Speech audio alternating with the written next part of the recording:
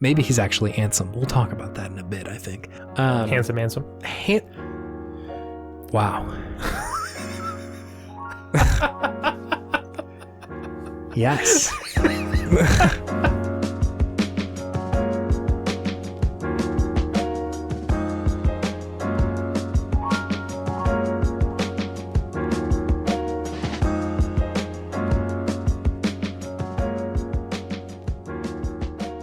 Do you feel it in the air, David? Yes, I do. I feel it. I feel the cosmos. What do you feel in the air, actually? I wasn't expecting you to say yes. Well, what I feel is the energy, the shared energy of two grown men in their 30s doing a podcast together. Yeah, here we are.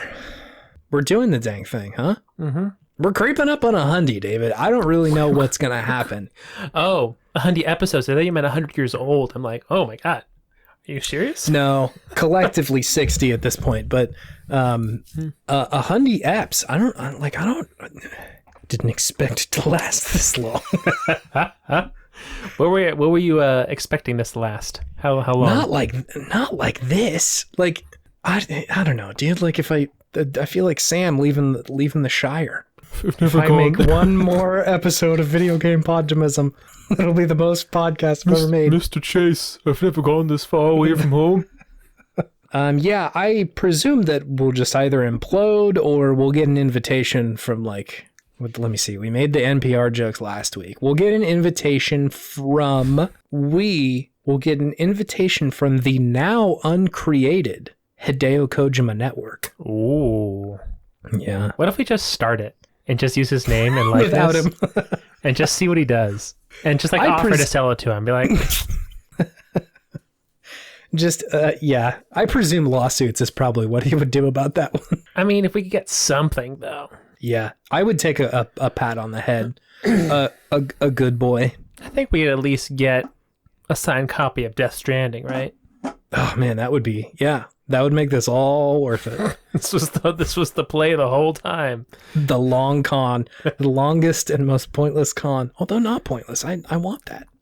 Hello, it is Video Game Podtimism. It is the Optimist video game variety show, where two best friends talk about the wonderful world of gaming. My name is Chase, and my name is David. Welcome. A very serious podcast. This is the most serious podcast ever.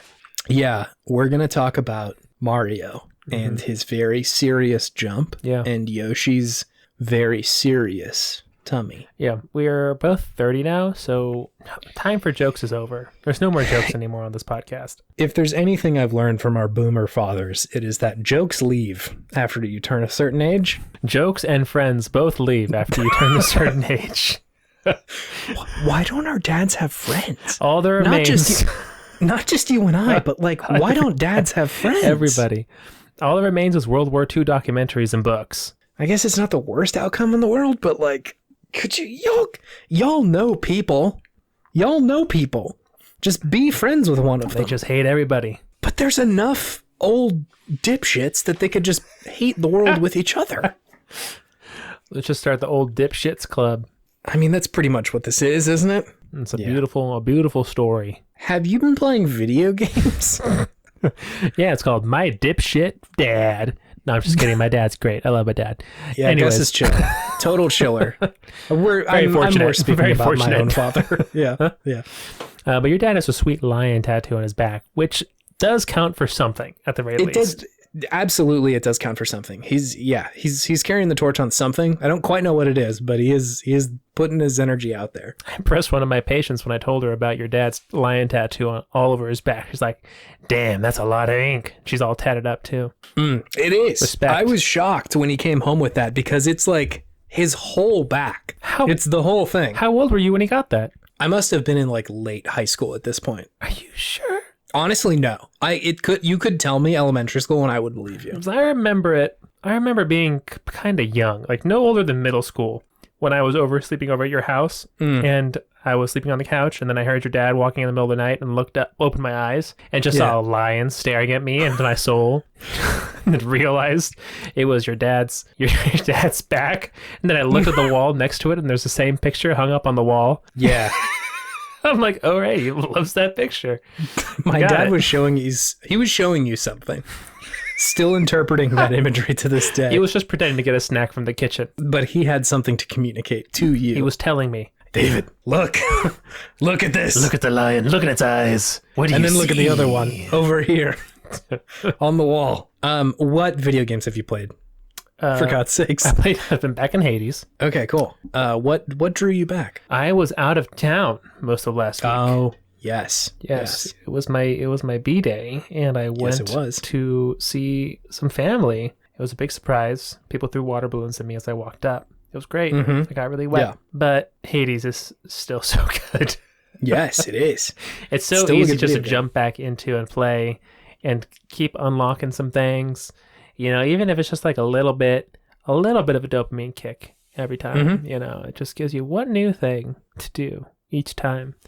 I got a sweet combination of Poseidon boons. It's just destroying all those annoying little rat creatures at the end of the game. Oh yeah, like the ones that hit you with a dart that poison you. Oh, they're the worst. They're my least favorite. It's pretty rough. Yeah. I got the dash, the Poseidon dash, and I got the quintuple dash from Hermes. So dash 5 times in a row. Yeah. And I got the boon, like, if you hit someone against the wall, it's like 400 damage. And if you hit somebody with a knockback effect and they move, that's a shit ton of damage. Oof. And I had upgraded both of those. So I was just dashing around, destroying these dudes at the end of the game. I felt so good. I was getting all those power-ups super quick. It's great.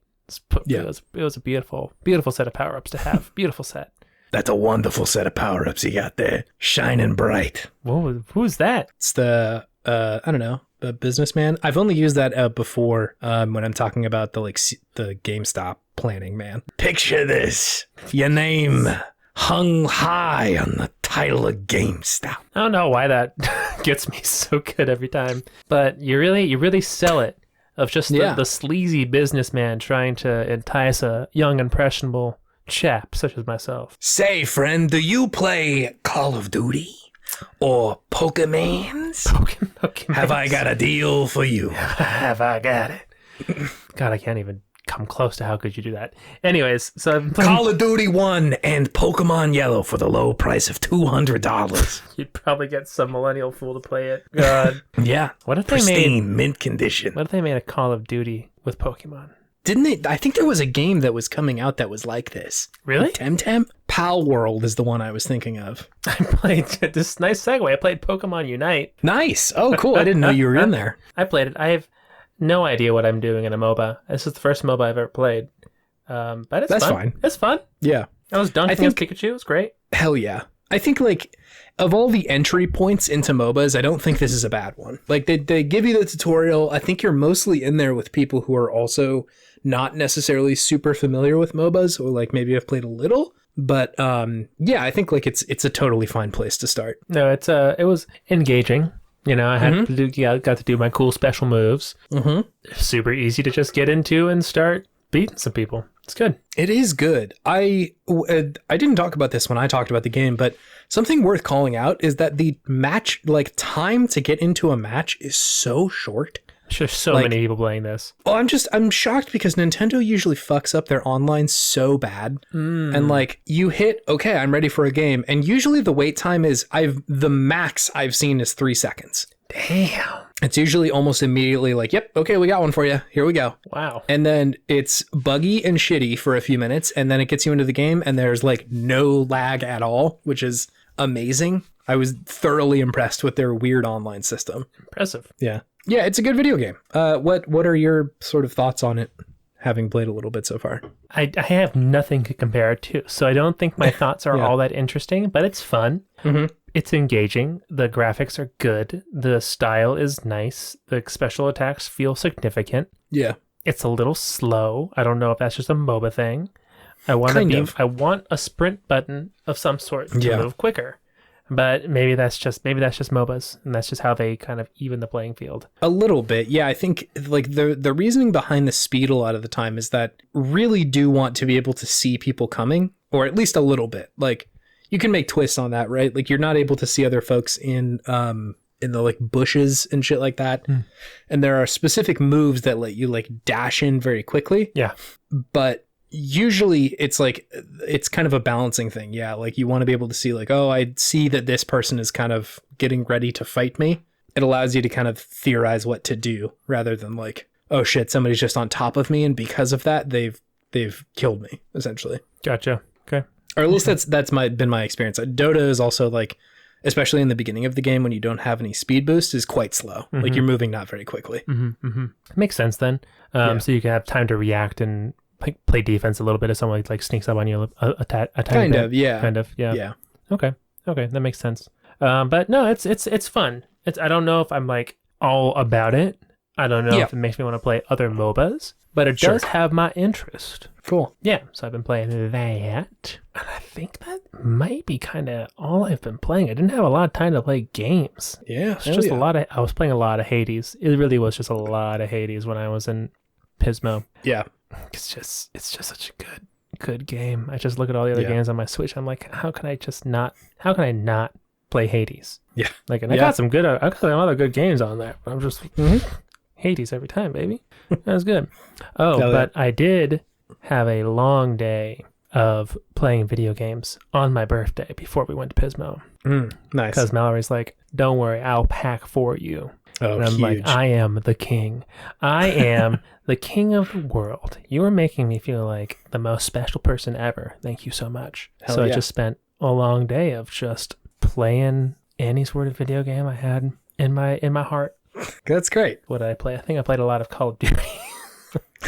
Huh? We talked about that one a little bit last week. Yeah, Call of Duty, just some online. It was good. Yeah. It was good. Easy to sink time into for sure. Easy peasy. It's great. Everything of note, at least. What about you? What you been playing? I've been playing video games. Notably 3 of them. I've been playing... So I somehow got a beta key for Back 4 Blood. The cool. Kind of newer game. It's not even out yet, but... the Left 4 Dead like? Exactly, yeah. It is a game that is very much trying to fill the void by Left 4 Dead. That is... I feel like they may be making a new one, but like definitely not actively. Does Valve make games anymore? No. Yeah, possibly. I'm not sure. They made Half-Life Alyx, which was pretty cool, but it's in a game or a tech demo? It was a game. I played that game. It was cool. Okay. So, Back 4 Blood, there was like a 72-hour window where if you had one of these beta keys, you could play it. I don't think it was particularly restrictive. Like, I think they were just like, hey, who the fuck ever wants to get this? Like, just sign up, which is what I did. And I played it, and it was a good video game. Let me state up front that I am probably not the biggest Left 4 Dead head.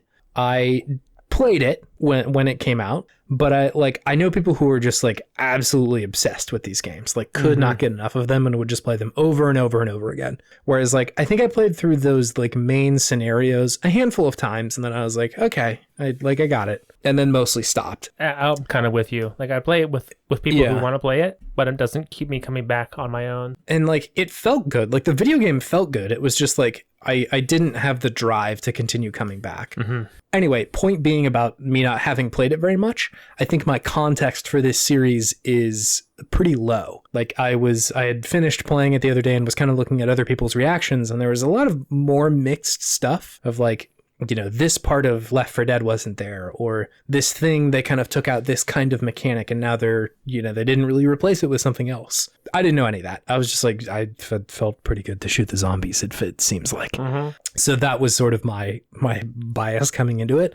All that said, it feels good to shoot the zombies. They have added a little bit of your boy's favorite thing, meta progression, which felt quite good. There was like a camp that you were at before you like launched into any of the actual like zombie shooting, that it was like, you know, you have to go on these scenarios and missions and like get through them to get these points that will unlock other shit to, you know, progress from one way or another. I think that will keep me there for a longer term if this game keeps that.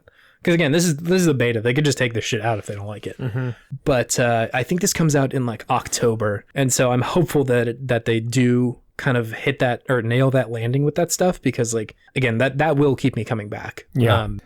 It's definitely not the same thing, but it kind of reminded me of The Division, where like you will go out and do these like instances or, you know, just specific missions, come back to like this very much a base, and sort of improve it based on your performance in these missions, which was pretty good. I had a weirdly good time with The Division 2. I thought that was a pretty good video game. I like that one, huh?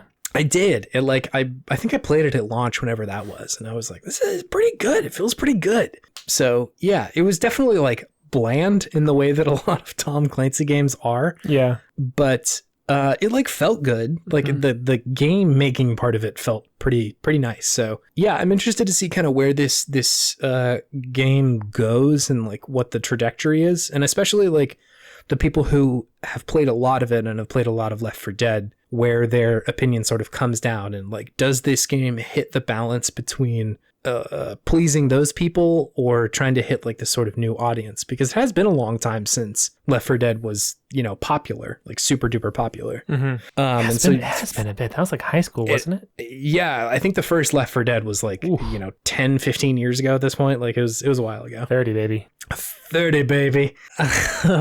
And so, yeah, I'm interested to see kind of what feedback they take from this beta, because presumably there's a lot of people who are playing it. A couple of the matchmaking games that I got into, there were people on my team that they had little icons next to their name to indicate, hey, this person's playing on PlayStation and this person is playing on Xbox. And so there was crossplay immediately. And so again, presumably that means they have a pretty significant audience. Yeah, definitely. It is cool. I was impressed that they already had that in there. It should be the standard. Come on, guys. It really should. It really should, especially for games where it's cooperative. Like if it's a matchmaking game, like something competitive where it's like 1v1 or 1v100 or whatever, I kind of get separating out different control schemes, and like, you know, playing a first person shooter on the Switch versus a PC is like real different. Tough. But if it's just a cooperative shooter and you're just shooting zombies, like, let me play with whoever. Like that's a totally fair thing to do. So I was pleased about that. Anyway, yeah, I'm going to keep an eye on this, because I was more into this game than I thought I was going to be, given sort of my experience with Left 4 Dead. Okay, cool. What kind of feedback would you give it if they're looking for feedback and you're in the beta? Yeah, I mean, I was in the beta and I gave some feedback, so I can just tell you what I said. Yeah. They like kick you over to like a link where they're like, hey, rate some stuff for us. I thought all the like shooting stuff was really fun. All of that like made sense sort of intuitively. I think a lot of the feedback they were trying to get was about like what part of this game doesn't make sense to you. And there was some amount of like boosts or something you could apply before you launched into a level, like dependent on your character, of like, okay, this level I'm going to apply 10% more ammo to my team or something like that. I just didn't really grok what the like power of that was yet. It totally could come from just like, I haven't played enough of this game, or they dropped me immediately into the deep end. But that part of it was a little bit confusing. So I think there might need to be a little bit more tutorialization around that stuff. But yeah, like I think that everything is so close at this point. It feels similar to how polished Hades felt when that was in beta. Sure. Where it's like the game is very much done. Like we're polishing at this point and making the game a little bit better. And so I am interested to see like where they go with that. I'm always intrigued by, you know, how a game company can take a game that is 90% done and then take it over the finish line, and just how much that improves the game. Hades would have been a very good indie game had they not polished it from where they were in beta to launch, but it was like truly something special, given that they had polished it from time. Yeah, to like really make it something special. And like that was the last 10 yards that they did that, rather than the first 90. So yeah, just it's cool stuff. Cool. The other game I've been playing, or the second game I should say, it's called the Ascent. This sequel to Descent. A weird sequel, if that's the case. It is a like twin stick shooter that came to Game Pass, I think a week or two ago. It is good. It's made by this game called Neon Giant, which their website says that is from people who are veterans of the industry. So, you know, presumably that means they've been making games for a while, but I didn't dig deep enough to know if that was actually the case.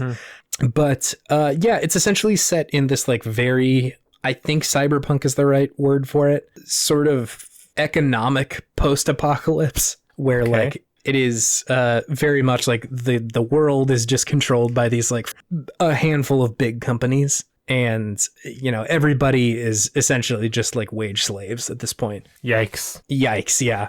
It's very far future, so of course all of that is like very exaggerated. You live in, I think, one of these like towers that these companies build to like extract economic value from people and resources. Oh no. It's rough. They call the people who like come to these towers seeking like wealth to, I think, get away from wherever they were. They call them indents because they are indentured servants. Oh no. It's a little brutal. Like Too on the nose. The setup is pretty painful, and like literally the first level is like a Uber style, like, hey, I've got this job for you, come do this, which is on purpose, to be fair, like pretty much. And like they say that in the intro, they're like, you are, you know, a slave in everything but name. It's that part of it is a little bit painful, but that's what they're intending to do, like is make you look at that. So there's that. The game is, like it said, it's like a twin stick shooter. So you control your person with your left stick, and it's like kind of isometric, like very much fixed view, but you're moving around. Sure. And you control your sight with, or I guess where you're pointing your gun with your right stick, and then, you know, shoot various monsters and bad guys. It plays out a lot like Diablo in my experience. I saw people calling it a roguelike online, and I was like, I don't think that that's it at all. Like, you don't reset in the way that you do a roguelike. Like, you go back to a checkpoint, but it's not in the same way that you like totally restart the whole thing. Yeah. It's very much more like one of these like looter games like Diablo or Torchlight or something like that, where if you die, you just kind of go back to one of the previous like spots that you're in. It was also surprising to me that I liked this game. I don't always love the like Diablo style games, like kind of the looting loop sometimes feels good, but it has to be pretty polished for me to be like, okay, I think this is something I could sink my teeth into, because it typically reveals that loop to be kind of not pointless, but like frivolous at a certain point. Sure. I think what I enjoy about progression in games is that there's sort of an end goal in sight. Like, you're getting stronger to either progress narrative or mechanics or just the game itself to the point where like you will eventually beat the game. Yeah. Whereas I think with something like Diablo, the intent a lot of the time is you're going to keep doing this ad infinitum. Like, once you get to the end of the game, you just restart it with some more like difficulty things, and like you're just going to keep doing that. Keep going. And so like, yeah, the promise of that it doing that is sort of hard to keep me interested, and typically I just will kind of pass on playing games like this. Same. But because this one was so interesting visually, and it was on Game Pass, I was like, all right, fuck it, I'll try it. It's kind of got me right now. Like I think about it when I'm not playing it. I'm like, oh, I'd love to check into the Ascent. It's very bite-sized. Like, you can play a mission in 20 minutes and that be your whole experience for the day. It's like visually very dense and impressive. Like, it looks really good. Yeah, because it's so like cyberpunk, there's just like shit everywhere, like stuff everywhere. Like just literal trash bags, you know, like it's supposed to be kind of a fucked up place that you're living in. Yeah. But it's really impressive what they've done. Like, this is not a big team, but it looks really, really good. And so that part of it was kind of shocking to play through and be like, how did y'all do this? Like, there's so much of the game. How did you? Yeah. How did you? So that stuff is just, you know, visually pretty fun. I liked that. I think that what it's saying and how it's saying it, I think, is probably the more interesting part to me. You know, the stuff about the gig economy, the stuff about like literally the game is called the Ascent, and you are moving from the bottom of this tower upward. Sure. One of the starting areas is called Deep Stink, and I really love Deep that. Stink. Deep Stink. Really, really, really love the naming there. So that's pretty good.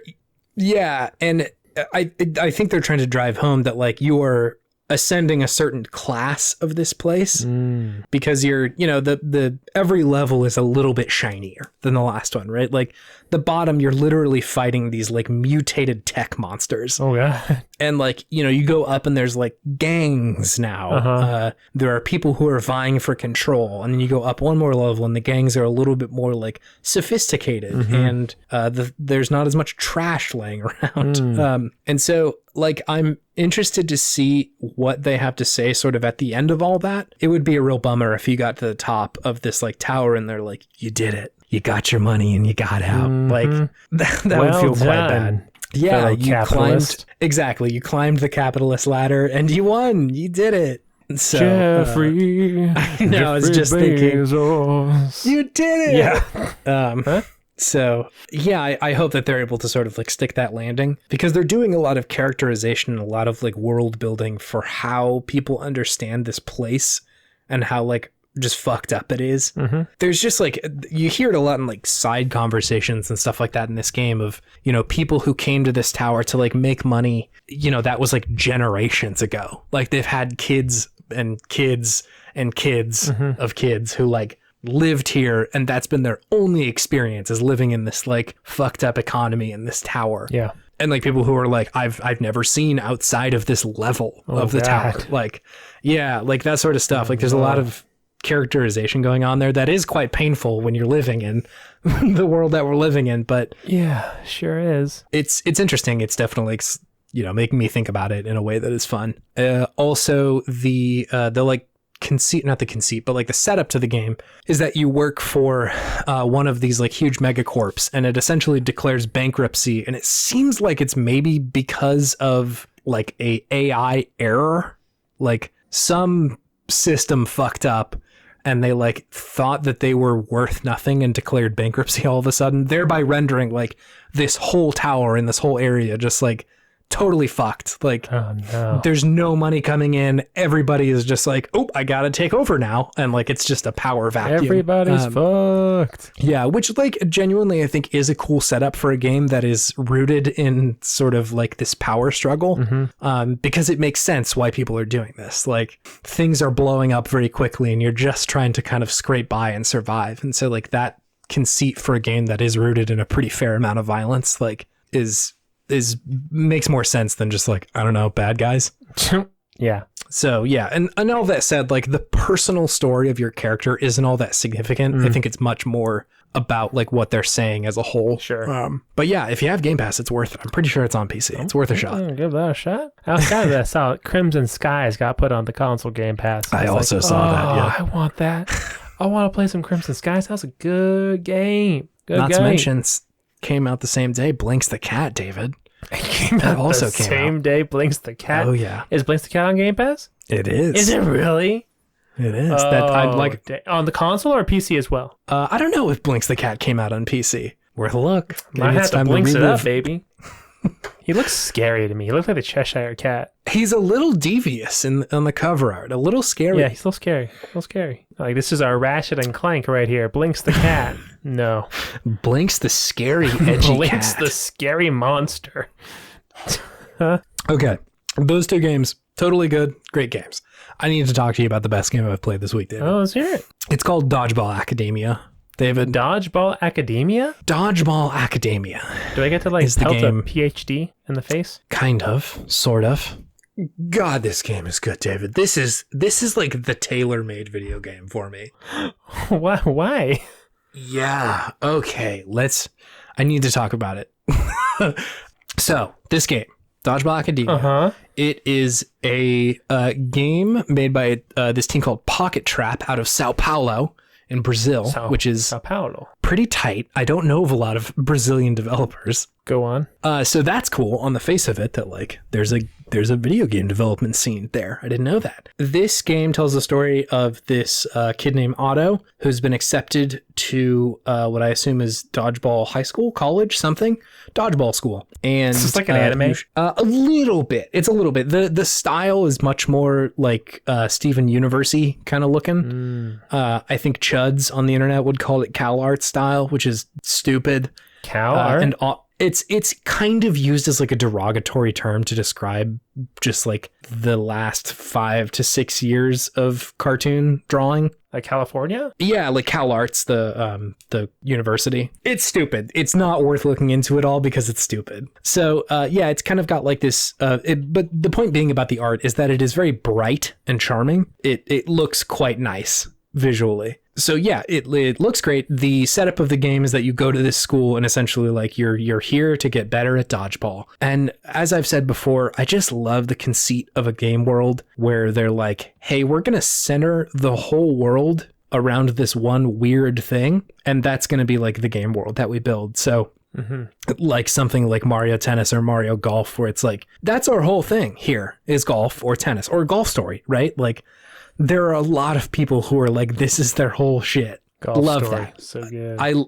I love that when it's just like, yeah, it's kind of like normal Earth, but also here's a twist. Here's dodgeball instead. Let's hear it. So yeah. Anyway, the way the mechanics play out are that you're at this like school. You can sort of like wander around and you always have, you know, a mission that you're currently trying to do. The sort of battle mechanics are dodgeball, as the name might suggest. So like turn-based? No, it is active combat. It's fucking good. All right. This dodgeball. Active combat. You play as like one person who's on like the left side of the dodgeball court, and there's somebody on your right side. Maybe a team, depending too. Like they kind of twist it and eventually start adding more people. Sure. If you throw the ball, it's not like a typical dodgeball thing where if you get hit once, you're out. It's like you have like a health bar, and so you'll hit people and like it'll take away little bits of their health. It's a little bit more like maybe a fighting game. Okay, might be a better phrase. Sure. And any character that you control, they all have different sort of styles to their play, right? Like some of them are a little weaker, but their sort of like special move is something different. A lot of them can catch a ball, and that will like raise their like special meter. Other ones will like kick a ball back at the other player. So if you've got like somebody who's really strong, like kicking the ball back at them will do the same amount of damage back to them. And so it like makes sense to try and use like a counter at that point. Yeah. If you hold the button, you can do, or hold the throw button, you can do like a charged up attack, which sort of adds all these wrinkles. And so they make this very basic concept of like hit X to throw the dodgeball and try not to get hit. They really rapidly start building other shit on that and different twists and different game types and all sorts of shit and like ultimate moves and everything. It's just, it's really fucking good. Nice. I obviously am a person who loves a game where like the sense of place is very strong. Yeah. And this game really does that. The vibe, you mean? It's sort of. It's like, so, I mean, yes, I think the vibe is important to it. Like the games that I've called out that do this really well are Persona does it really good. Like you very much feel a certain way when you're in a certain place, and like they do a very good job of making you come back over and over again to these places to make it very familiar. Battle Network, obviously. It's all been Mega Man Battle Network. It's all comes back to Battle Network. I think like Pokemon to a certain extent too. Like you get a sense of place in those games pretty significantly. Elder Scrolls do it pretty often with like going back to the same towns constantly, and you get like a different vibe from every one of those towns. I think you get this a lot in D&D pretty often. Sure. If you have a space where your characters come back to it gets characterized over and over again, and so like you get to know it in a different way rather than just like here's this set piece and then you're gone from that level. It's like you're returning to it over and over again, and so you, like I said, you get to know it a little bit more. I am hesitant to say the place feels like a character too, but that sort of is true here. And they do a really good job with like this kind of like campus that you live on. The like classrooms are very cool. They're all like just dodgeball courts that you go into. That's rad. It's very cool. Your dorms are great. The like leisure area is very cool. This is sort of a sidebar, but the game definitely takes after parts of Pokemon in ways that are not about battling monsters, and I find that kind of fascinating. I don't see that very often, where like a game is very much taking parts of Pokemon that don't involve Pikachu, you know, like Hey, where's Pikachu? But like the way that you shop for items, the way that you have to return to like this area that heals you, like the infirmary. Sure. The way that battles trigger are that you walk in front of someone and they say, hey, it's time for us to play dodgeball. And like that's Pokemon. That's very Pokemon-y. The way that the game, like the structure of the game is based around like sort of these encounters with rivals is very Pokemon based. Sure. And all that, it's just very fucking good. The characters in it are like a treat.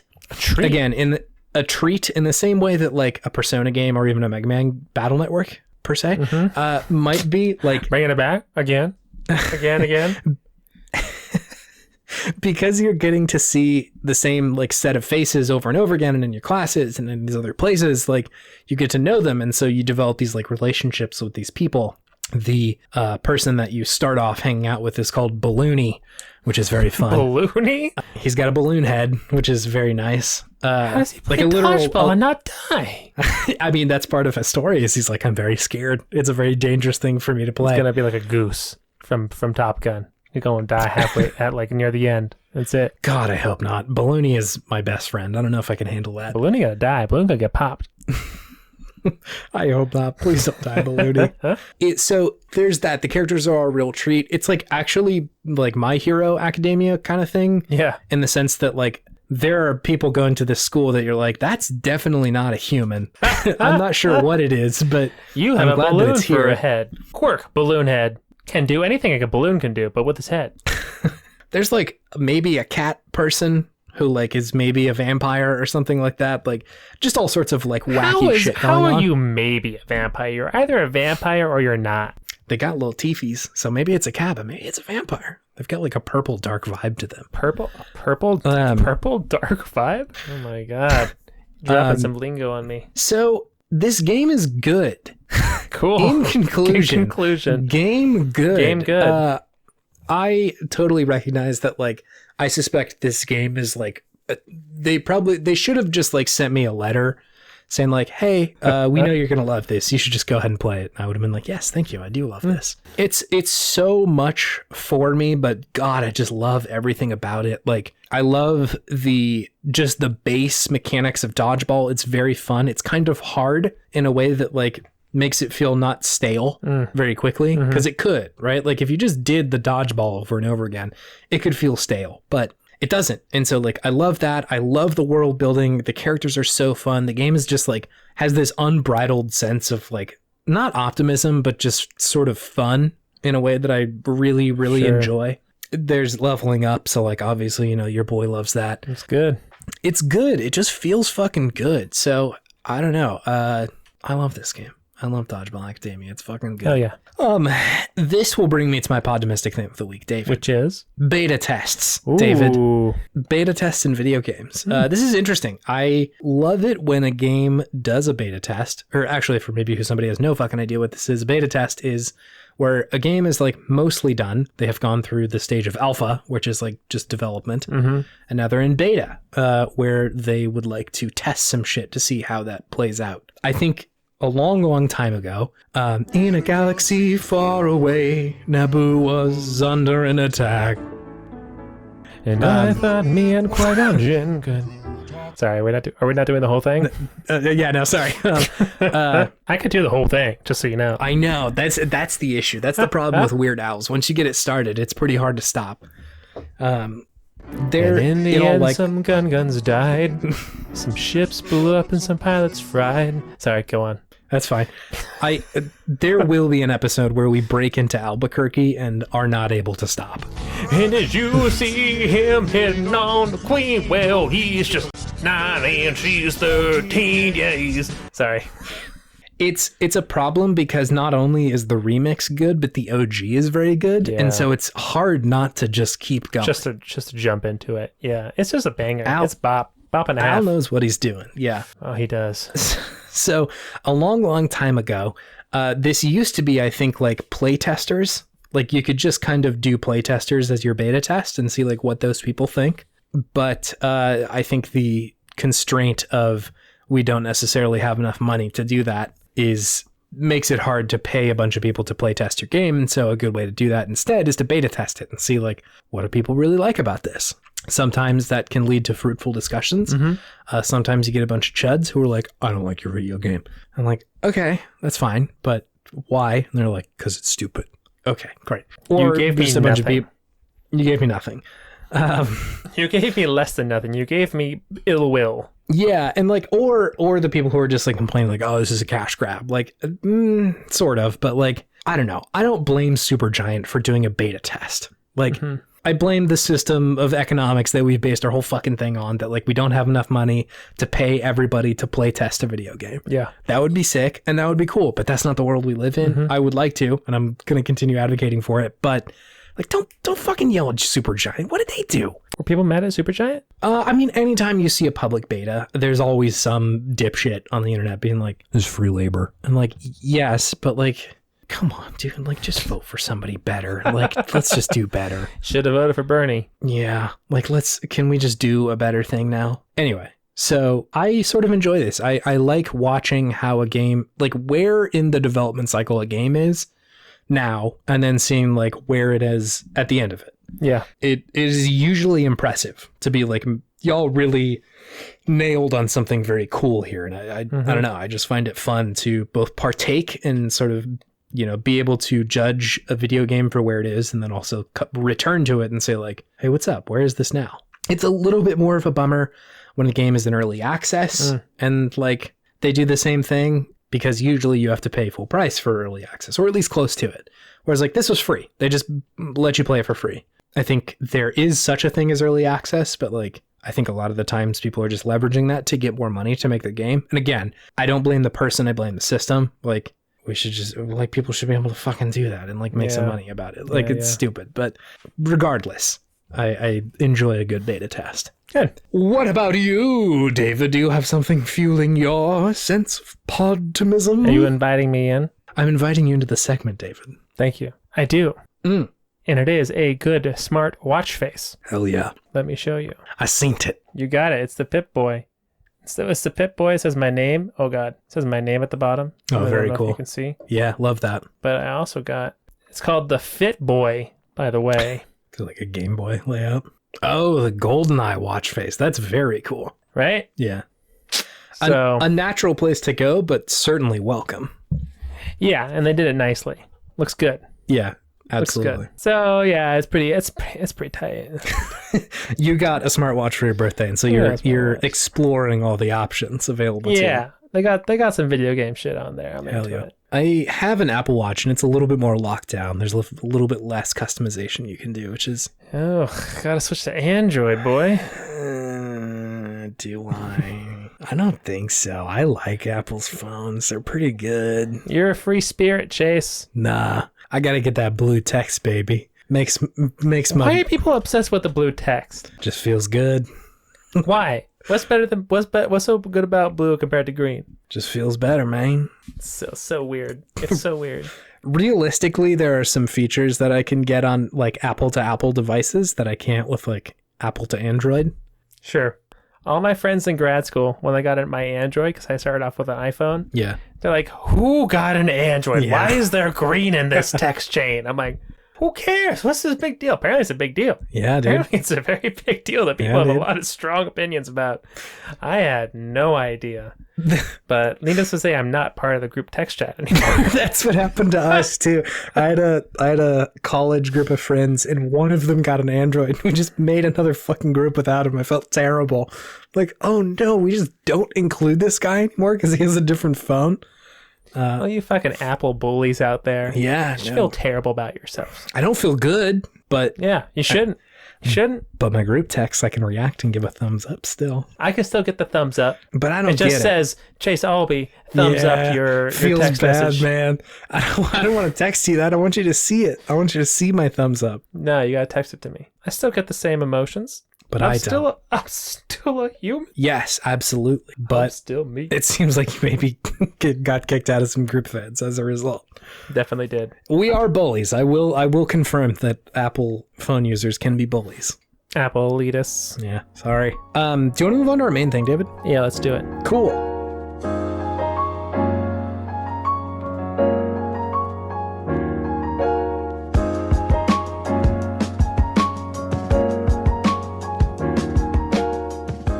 So, we've been doing good games for like the better part of this year. Yeah. And something we haven't done in a really long time is make a sequel. We're here today. To make a sequel. Kind of. Kind of. Maybe. In recent years, there's been a lot of reboots of series, of beloved series. And as we all know, Kingdom Hearts 3 was kind of boo-boo and deserves better. And so we thought with our infinite game knowledge and our finger on the pulse of what's hot and cool, disclaimer, that is not true. This is going to be a shitty idea, but here we are. We're going to reboot Kingdom Hearts. It's a straight reboot, right? It's a straight reboot. We're going to redo this. It's as if we're wiping the slate clean and we're doing it over again. It's a recoot. A recoot. What's sort of the idea with that one? Riku? And recoot. Okay. Did you not get that? No, I thought it was RECOOT. Like a cooter or an old coot. That's what it sounded like. It sure That's does. what was funny about it. But you're saying RIKU. Yeah. T. RIK umlaut T. Recoot. Okay. I am on board with this. Kingdom Hearts the Recoot. The umlaut makes it. It does. So we had proposed maybe making like a pitch for the game. Yeah. Do you have that? Do you want to go over that first? Do you want to talk about kind of what makes Kingdom Hearts great? Where do you want to start here? I do have a little bit of a pitch. Okay, sure. I would like to hear what your idea for the Recoot is. Okay. So you're the executive, and I'm the up and coming young upstart who is trying to pitch you in the elevator. So you want to hear my elevator pitch? Throw me in your elevator pitch, David. So everybody loves that Kingdom Hearts was a team up of Final Fantasy and Disney. Yes, they did. Great combination. Very good combination. I agree. International pleaser of a combination. But once the shiny veneer came off, wasn't that great? Especially once you start going more to the Disney side, like Kingdom Hearts 3. You know what I mean? A known stinker. A known stinker. I mean, let's not be nasty boys here. Still has some good stuff in it. There was good stuff in there, but it wasn't as good as the first two. Of the three, not the best. So, what if we just completely ignore what was good about those first two games and just go in the opposite direction? Okay. Mickey is now a despot. He is a cruel overlord. He is a Keyblade wielder, and he sees all other Keyblade wielders as threats. He wants to create an interdimensional registry of Keyblade wielders so he can keep his white-gloved thumb of iron pinned right down on them. Yeah, so Mickey's the big bad guy. Mickey's the big bad guy, and of course his loyal servants, his loyal advisors, Donald and Goofy, still have a conscience. They go, no, this is crossing the line, Mickey. This is bad. This is bad, Mickey. Yeah. So Mickey, of course, sends them away, exiles them to the outreaches of the multiverse. Okay. Where they find a young upstart Keyblade wielder, two of them actually. Okay. Named Sora and Rico. Oh, okay. Chase, this is Kingdom Hearts Civil War, Chase. Oh, wow, sure enough. This is Disney v Final Fantasy. Oh, okay. You just pulled it all together for me. I appreciate that. So are the Final Fantasy characters, they're against what Mickey's doing? Yes. Okay. Yeah, that's very good much stuff. So. Very much so. So you said I was supposed to be the executive here? Yeah. Of what company? Square Enix. Okay. The actual video game company. Yeah, sure. I love every part of it. I do think there's gonna be some problems from Disney's side when we make Mickey Mouse a despot, as I said. A big issue. A big problem. In that he's like wanting to maybe kill the Keyblade wielders? No, but you don't understand Gen Z. They're very nihilistic, right? Yeah. They're into evil Mickey. They're into it. They love evil Mickey. They love evil Mickey. Don't worry, friend. It's all going to make sense in post. I mean, we're just making a video game. Okay. In a perfect world. That's my pitch. I love that. That's great. Thank you for your pitch. It's Marvel-esque. It is Marvel-esque, which I will say, very hot right now. Very hot. So very hot right now. That's good. I love the conflict. You can very easily imagine levels and stories. I love all of the 7 princesses being total shitheads instead of like damsels in distress. Like they all just want to like kill Cloud Strife. Yeah, they're bastards. Yeah. And like that means you'd have to pull in more Final Fantasy, which is very fun. Yeah. So I'm saying we need more Final Fantasy and less Disney. Or just more Final Fantasy. If you just made them equal parts, I think it would be better. It's true. That's great. I love that. Can I throw some sort of ideas out and we can sort of make a stew here? Sure, let's hear it. So, wait, did you have a pitch? A little, yeah. Yeah, I do. Okay. Maybe. Okay. I've got some ideas that I sort of jotted down. And we'll see what we can make out of them. So me being 30, I don't really know what's popular at all. And so I did Google what's cool in 2021. And so I've got an article from popsugar.com that I think will help us make this video game. And so they counted down the top 10 things that are cool in 2021. And so I presume that this is the source of truth that all kids are going to say, wait, hold on. Is it Mom Jeans? Is it Billie Eilish? No. I mean, sort of, but no. Okay. So let me hit you with these. All right. And then we'll sort of wrap them around Kingdom Hearts and see where we land. According to popsugar.com, the number one cool thing we're starting off with number 1. We're going to start with number 1 so we can get the good ideas rolling. All right. It's fitness, David. Fitness. Fitness is the number 1 cool thing in 2021. They do make the caveat though that rather than like the kind of fitness where you get up at 6 a.m. and go pump iron, it's like a little bit more about, sort of the yoga de-stress, the exercises to like improve chronic aches and pains, like that sort of stuff. Sure. And so I think that Sora should somehow be like maybe like a low impact Pilates student or teacher at the beginning of the game to really just like rope people in immediately and make him relatable. But is cool relatable? Or maybe we'll just make him cool and sexy and an icon. Okay. That sounds better. Rather than just being some kid who lives on a beach, he like has a Pilates studio. Or he owns the beach. He owns the beach where they do Pilates. When you stretch this way, you won't hear me say, "Oh, my poor back, it's broke." You got anything else in there, Chase? Good posture and stretching is the way that you're making me feel tonight. It's hard to touch my toes. Huh?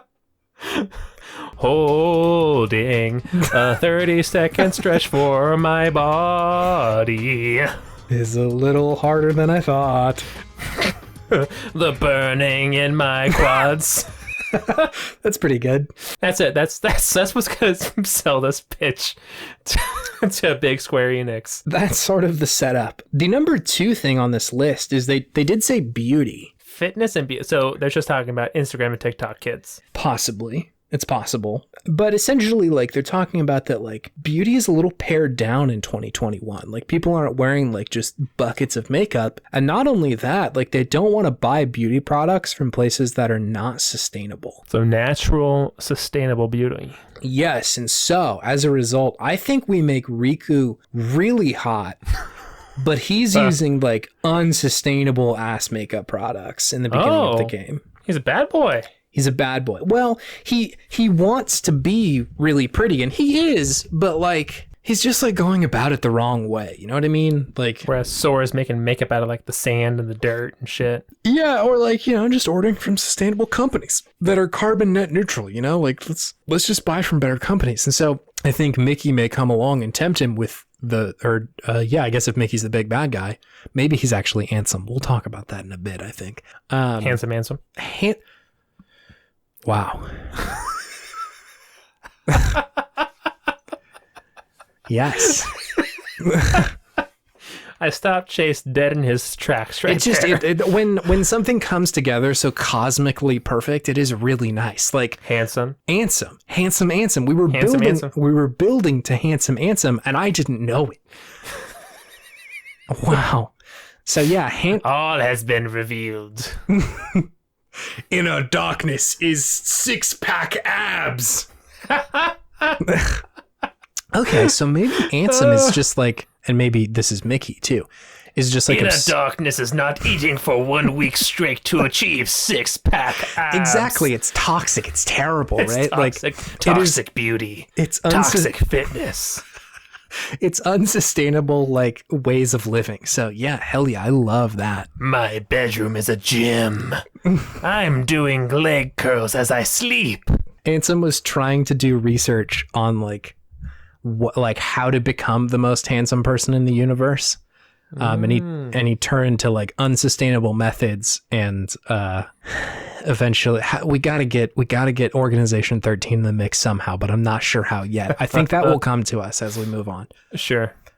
Jesus, handsome Ansem. Okay, that's settled, done, no problem. Done with that one. Can wash my hands of that part. So number 3 on this list is entertainment. So we are going to need to talk about TikTok, David. Here's such wide categories. Absolutely. Fitness, beauty, and entertainment. And entertainment. They're specifically talking about movies and TikTok. Space Jam 2? So yeah, I think we do include Space Jam 2 as a major part of this video game. We do need to talk about TikTok. There's no way to get around the conversation, David. Listen, I am on TikTok. I'm there. I watch it. I would not say I have a good understanding of this platform, but we are like contractually obligated by this article, popsugar.com, to include TikTok in Kingdom Hearts, the Reboot. Kingdom Hearts, the Reboot, featuring handsome Ansem and fuckboy Sora. We'll get to that. Sora is hot. I do need to note that Sora is really hot in this video game, but we're going to get to that. The fuckboy you can't hate because he's so righteous. Yeah. I believe they would call that a himbo, David. Is that what a himbo is? I believe so. I believe we've defined himboism. I don't know. I'm gonna have to check with some internet before I just say that's what a himbo is. Sure. So I think we give everybody a cell phone. That's pretty clear. Maybe not like an actual cell phone with like Facebook on it, but like, you know. So is TikTok the battling? Is TikTok the battling? Is that how you fight people? There's a lot to parse in that sentence you just said. Is the whole entire point of the game to like make better TikTok dances than King Mickey so that you can dethrone him because you have more followers? It's possible. I do want there to be fighting. So maybe you just like connect via TikTok and fight each other. I feel so old. But is fighting cool nowadays, Chase? Fighting might be very uncool. Entertainment, beauty, fitness. I don't see fighting anywhere on this list, so I don't think doesn't mean it's not cool, but it doesn't mean it's the top 10 coolest things. It's not the top 10 coolest things, so maybe no fighting. Maybe this is a non-violent video game. We've been going about this the wrong way the whole time. You grow your platform enough to the point where your sponsors can then buy out Evil King Mickey's unsustainable sponsors and make the world a better place. This is a shit game. We need fighting. Fuck that. We're trying to make a point. We need to hit X to hit something with your Keyblade. That's got to be a part of this fucking. You still need a game. Keyblade. It's not Kingdom Hearts unless you have a Keyblade. I'm sorry. Yeah, it's not. It's certainly not. Okay, so no fighting via TikTok. You just hitting dudes with Keyblades, and there's definitely like heartless dudes. And maybe stuff. that's what fine. You post on TikTok. It's just your fights, murking people. Yeah, the bad heartless. Let's see what else do we got. I think. So let me skip down a little bit. The number 8 coolest thing in 2021, most popular trends in 2021, it is family. Like so Fast and the Furious? Kind of. I think that's that definition of family is definitely there, but I do want to throw a sentence across sort of your palette and see how it lends. Sora's a dad. Is he a dream daddy? Could be. I want you to chew on Sora being a dad for a second. Just kind of see. Is a dad, but so he's older then. He's a man. He doesn't have to be. I don't know if I'm okay making the lead protagonist a teen dad. No, not like a sex dad. Like no. Like he like has like cosmic children or something like that. What are you even talking about now? Like, you know, cosmic children? Yeah, he's like a timeless deity or something like that, you know? Sora's a deity now? I don't know, man. I'm throwing stuff out there. What happened to him just being the chill vibes guy at the beach doing Pilates? Yeah, that is going to make that part of the game a little bit challenging to sort of square with him being a... Well, maybe maybe you make like him, Kairi, and Riku like, oh, we're a family because we don't have our real families. I think that's a great idea because I think in the first game, Sora had like maybe a mom and dad. Like they were like, hey, Sora, come home now. And then never, ever mentioned them again. Cosmic Dream Daddy Sora is a little bit much for me to swallow. Yeah. But I like that you're throwing things out there. Yeah, we pulled on a thread and we got somewhere. What was your, where was that thought going? I'm just curious. It wasn't. It wasn't going somewhere. It wasn't going. I wanted to light my little balloon with a lamp inside of it and just sort of set it free and then see where it went, see where the wind took it. That's Ballooner's head, baby. What are you doing? So, Balloony? Yeah, balloony. So I think that them calling themselves a family is a big part of it. They're already kind of implying through the Fast and Furious universe that they were family, but I don't think they ever really came out and said it. Okay. So then Dominic Toretto is there. Yeah, this is outside of a bit or a goof. Like, man, it would be really cool if they had included Star Wars and Kingdom Hearts. Like, it's right there. You could have a fucking Keyblade lightsaber, dude. Like, please. It would have been tight. I'm begging, man. Come on. So there's that. Disney does own Grey's Anatomy, though. So I think maybe there's a... Wait, what? Yeah, Disney bought ABC in the 90s. Oh, but they bought ABC, that's right. Yeah, so they do own Grey's Anatomy. So I think there is a good couple of levels where you could be in Grey's Anatomy. So we can have McDreamy in this game? I hope so. And McSteamy? I hope so. Sign me up. They also own The Bachelor now that I'm thinking about it. So maybe. My God. Sora could be a Bachelor contestant for like a couple of levels. Just bring out all of Disney's C-list properties and just make a game out of that. I want some real clunkers in here. Like, we got a lot of shit we could pull from. And I think, like, there's just all of ABC? I guess so. Yeah, right? Like, there's a lot in there. ABC. Anything ABC's ever done. Who knows, David? I'm not a lawyer. But we are going to make a game that has Grey's Anatomy in it. All right. Can make it like a Trauma Center clone for that game, for that section. But you're hitting the viruses with your Keyblade. You're cutting people open with the Keyblade, and then you go inside of their body and then hit the viruses with your Keyblade. Yeah. It's like that episode of Magic School Bus where they go into the body. Yes. It's exactly. You just use Keyblade magic instead. So... Something that I think makes Kingdom Hearts like a real treat is just this sort of like sad and intense vibe that it gives off. How do we keep that in there? How do we sort of like keep the vibe? Yeah, we got to make people feel something, man. Like, this is a game that made people emotional for no good reason. The story wasn't very good, but the game was really good. Is this how we tie in Handsome Ansem? I think this is how we tie in Handsome Ansem. What was he trying to do? He was trying to make everybody handsome. Everybody handsome? Yeah. So it's a relatable villain. Yeah. He's just trying to make the world more beautiful, like him. And so he was going to go, I can't live in this world where everybody is uglier than me. Burns my eyes to look upon the visages. So he is truly handsome. He is maybe the most handsome person ever. He is the most handsome thing that's ever lived. Okay. That's a lot. That's pretty handsome. He's so handsome that looking at him without sunglasses causes your eyes to burn. That's how handsome he is. So this is a problem for Ansem. Truly, like, this is not a good thing for him. Yeah, she's like, I'm so handsome. Everyone else has to get to my level so they can actually look at me and appreciate how handsome I am. Okay, so he was trying to open up Kingdom Hearts, which is full of abs? Sure. What or that's what he thinks it's full of. What is it really full of? It's really full of self-confidence. Oh, wow. That was fast.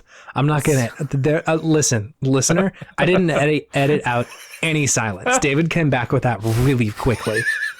You knew the answer. You've been there. Yeah, it's really full of self-confidence. So that's what the Kingdom Hearts of handsomeness is full of. Okay, good. Game done. What the fuck else do we need to do? Wait. So who is what and where are we and what are we? Who is doing what? Yeah, I'll give you a little recap. I guess my question still is what? Yeah, sure. So I'll run this down top to bottom. Sora has a family of his friends, not an actual kid or a cosmic kid. Can he drive like a beach muscle car? He can drive a beach muscle car that he drives to his low impact Pilates studio that he teaches. with his friends. We're the Riku, opposite of CrossFit. That's their slogan. Yeah, no, this is a no judgment zone at his gym. And he's been doing this for a while with his friends Riku and Kairi. Mm-hmm. Riku has been upset because Sora is becoming more handsome over time. None of them are like overwhelmingly handsome or hot. Mm-hmm. And Riku decides, I need to be the most handsome person on this island. And so I'm going to turn to dark magic. Which is unsustainable. Which is unsustainable makeup brands that do not, that are more than carbon net neutral. That Mickey, who is actually handsome. Mickey is handsome. Yes. Yeah. He's made himself this like visage of Mickey Mouse, so that he can like exist. So what happened to real Mickey? Captured. Okay. Stolen. Okay, so Disney's on board. Disney's on board. We got to make it work for Papa D somehow. Papa D. Oh, so yeah, and so anyway, maybe like a portal opens up and Mickey comes and takes Riku into some other world. Why Riku? Because Riku's trying to be handsome through. He's on the road of to handsome evil. Kingdom Hearts. Yeah, to handsome Kingdom Hearts. They all get Keyblades and they have to start fighting Heartless, which starts showing up in these worlds. And Heartless is the consequence of using unsustainable makeup brands. They're a byproduct. In this universe, Beautiful. They call them dark emissions. They call them our carbon heartprint. Carbon tax. That's what we have to lay on them. I'm pretty into carbon heartprint, David. Carbon heartprint. That's pretty good. I want to go for carbon heartprint. Carbon heartprint is pretty good. You nailed that one. Thank you. So they go on an adventure that opens up these rifts between worlds. The overwhelming power of the unsustainable makeup brands has ripped a tear in reality so that you can move between worlds. And as it turns out, there's a lot of Disney-based characters who are also trying to become the hottest person in their realm by using unsustainable makeup products or just unsustainable products in general. Mm-hmm. And so you will go with Final Fantasy characters who everybody knows. Total uggos, total weirdos coming out of the Final Fantasy series. Total uggos after that whole entire episode on Final Fantasy VII where you couldn't stop talking about how beautiful everybody was. Yeah. They're just like, who could call them hot? I mean, compared to Disney? I don't know, man. I don't know. Yeah, I don't know. That's my cup of tea. So yeah, you go and fight all these other Disney characters, and then you eventually find out that Handsome Ansem was trying to find the answer to make everybody handsome, instead of him just having to live in this ivory tower of good lookingness. Mm-hmm. And then at the end of the game, you fight Ansem, who's now a handsome boat, this like space nether. The boat was so weird. The boat was so weird. Why did they turn Ansem into a boat? The most handsome of all structures, the boat. Oh no, he's hot.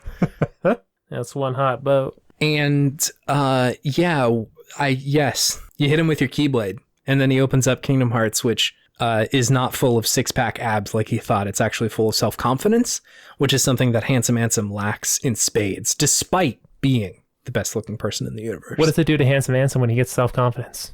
He's torn apart. The sheer evil energy that is taken to muster a new corporeal form of Mickey the Mouse for a while has left his soul hollowed out. The self-loathing. Yeah, too much self-loathing. Most people, when Kingdom Hearts washes over them, it just makes them more self-confident, but Handsome Ansem, it's too much to take, and he's just sort of implodes. Yeah, he's disintegrated. That's about right. Yeah. That's cool. That's a rad ending. And then Riku, who has probably converted back to being just like a normal person, is like, hey, we got to close this door to Kingdom Hearts because unbridled self-confidence will also lead to bad things. That's real as shit. Hell yeah. It's a good story. That's a good message. And then it says the end, ? So a couple questions. Yeah. Besides The Bachelor and Grey's Anatomy, what other levels are we going to have? Let's see. What Disney characters seem bad? There's got to be a Gaston level. Gaston's going to be like the peak from the original ones because he's kind of like the same kind of deal as Handsome Ansem. Yeah, I think Gaston might make a great first level. He just thinks he's way too good looking. But you're going like inside of his brain, like in Psychonauts. Sure enough. Yeah, you got to go fix that shit. Now, baby, we're talking Persona. You got to go fix all that shit that they made up. Does Sora actually use other Final Fantasy characters as his personas? Something to consider, something to think on, something to persona on. So who would he use? Whoever he's able to meet, he can make a special connection with them, and then he can use them in battle. He's too cool to actually fight, so he just tells other people to do the fighting for him. Sending an interesting message, but I do think that is fun. Huh? It's like, this is too high impact for me. I can't fight. Not physically fit enough to do this. Cloud Strife, go fight for me. I have chronic neck pain. Cloud, I need you. You, however, go Vivi, fight for me. Just doesn't say anything, but just summons a blizzard. Fuck shit up. Yeah, God, Final Fantasy IX was a good video game. That was a good one. That was a good video game. That was a good one. Okay, well, do you, what else? Are we good? Should we just ship this out? For a second, I thought you said, should we shit this out? Yeah, I'm like, I mean, we just did that for the past hour. That's just what happened. I mean, I think do I have any other questions, I guess is what I'm wanting to think about. So we got the fighting down. Yeah, perfect. You're fighting Heartless. We got a couple of levels. Got a couple. Like Persona-ish and C-tier ABC shows. Yeah. Sorry, Bachelor fans and Grey's Anatomy fans. That's my personal opinion. I'm a nasty boy right now. I apologize. I don't have any other questions. Do you have any other questions? Is Heroes owned by ABC? I would love to do a little Heroes throwback. That's where my mind went to. Is Heroes owned by ABC? Because get that Hayden Panettiere crossover. This has all been a long con to hang out with Hayden Panettiere is what's going on here. She was an it girl for a hot second there. Yeah. Well, great. Do you have anything else to say about Kingdom Hearts The Reboot? Starring Handsome Ansem? With new funky mode? I got nothing else. Great.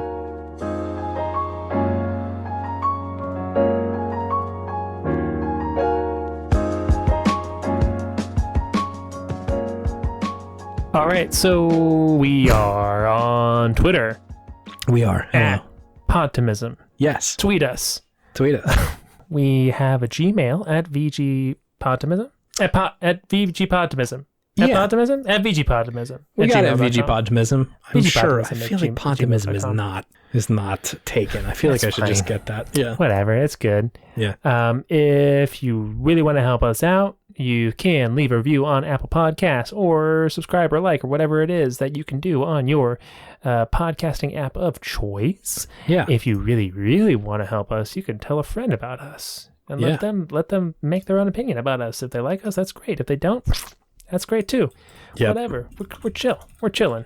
We're very chilling. Let's see. And also, thank you for spending your ear minutes with us. We appreciate it. We appreciate you. Thanks for being here. I agree with everything David said. Thank you for listening to our podcast. I thought my dog just sniffed my leg and he was somewhere else, and that freaked me out. I think it was just my jeans moving around, but man, that was scary. That sounds spooky. Thank you for listening to this podcast. We love making it. We love you listening to it, and we support and love you too. Hello. Yes.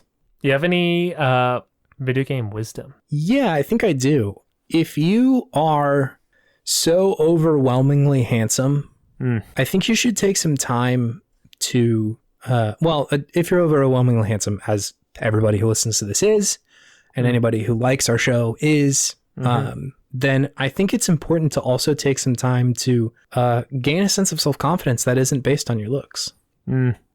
That's incredibly important because self-worth is not determined by this weird husk that we walk around in. It's the ideas and the actions that you carry around that prove your worth. That's some good wisdom. So don't try go and open up Kingdom Hearts because there's not six-pack abs in there, man. Six-pack abs are made in the kitchen. Exactly. By getting your fucking macros right, eating enough terrible chicken and rice until you're yoked.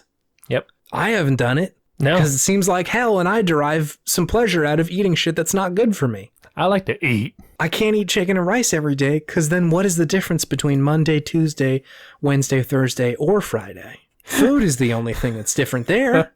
That's how I feel sometimes about six-pack abs. It's kind of not worth it. I think it's totally worth it to be in shape and feel good. Six-pack abs? I gotta stop doing something. Unless you're an Olympian. Yeah, sure. If you're fucking working to do a really good breaststroke or to throw a javelin really far, you do you. But me, just some dipshit out here making a pod with a good friend of mine talking about Kingdom Hearts the Reboot. Mm-hmm. I had shawarma for dinner, baby. I had a gyro, and it was delicious. I had like a steak salad-y thing.